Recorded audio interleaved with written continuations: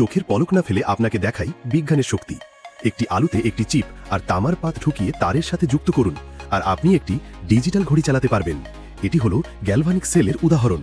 পানি ভর্তি বোতলের মুখে একটি কাগজ চাপা দিন, অতিরিক্ত কাগজ সরিয়ে ফেলুন, বোতলটি উল্টে দিন, দেখবেন পানি বাইরে গড়িয়ে পড়ছে না। একটি লেজার পয়েন্টার পরিষ্কার পানির মধ্যে ফেললে আলো দেখা যায় না, কিন্তু পানিতে অল্প দুধ মিশিয়ে নাড়ুন, তারপর লেজার ফেললে পরিষ্কার আলো দেখা যাবে। এটি হলো টিন্ডাল প্রভাব। একটি কাপের মধ্যে বেকিং সোডা দিন, তারপর সাদা ভিনিগার ঢালুন, একটি রহস্যময় গ্যাস তৈরি হবে।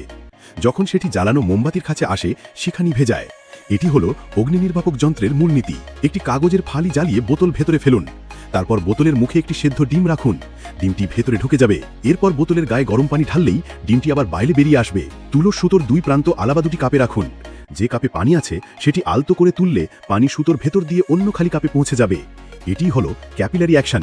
একটি জমাট আঙুর বরফ ঠান্ডা পানিতে ফেলুন, পানির চারপাশ দ্রুত জমে যাবে। এটাই হলো ইনস্ট্যান্ট আইসের রহস্য।